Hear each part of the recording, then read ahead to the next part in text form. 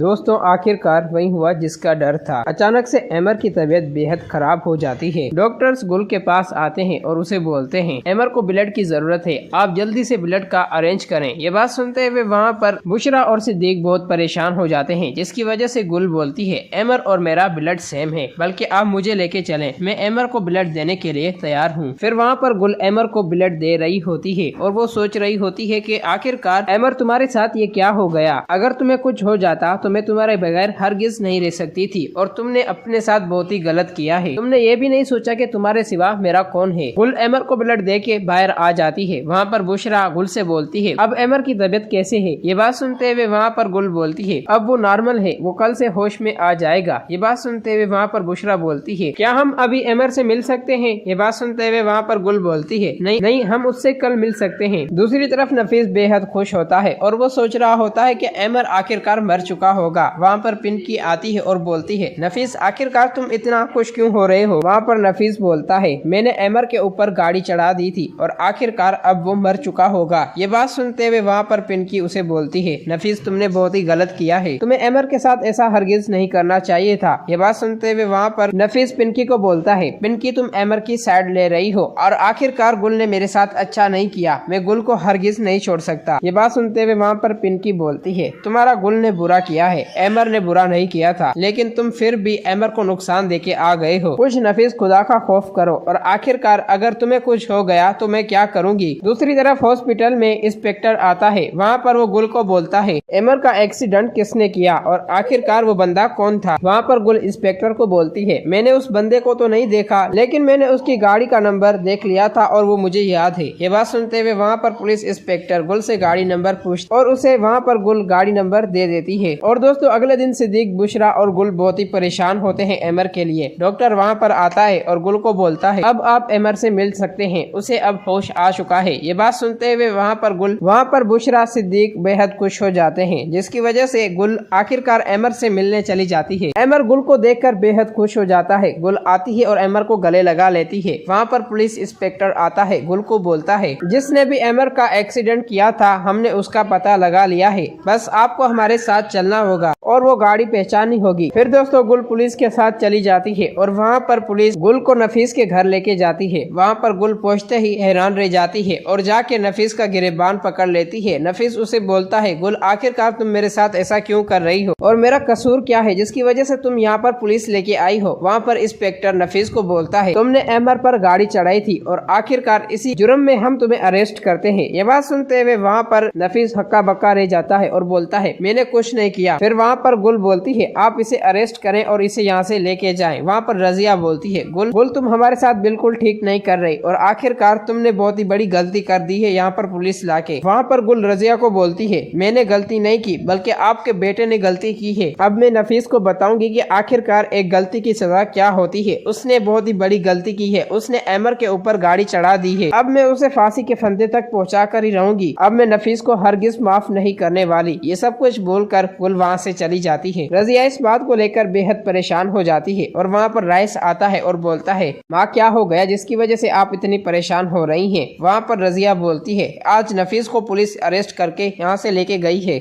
ये सब कुछ गुल के काम है और आखिरकार गुल ने हमारे साथ अच्छा नहीं किया। वहाँ पर पिंकी आती है और बोलती है आपके बेटे ने उनके साथ अच्छा नहीं, आखिरकार आपके बेटे ने एमर पर गाड़ी चढ़ा दी है जिसकी वजह से उसकी जान भी जा सकती थी और उसी वजह से आपके बेटे को इसी जुर्म में गिरफ्तार किया गया है। राइस ये सब कुछ सुनकर वहाँ पर परेशान हो जाता है। दोस्तों अगर आप लोगों को ये वीडियो अच्छी लगी है तो इस वीडियो को लाइक करें।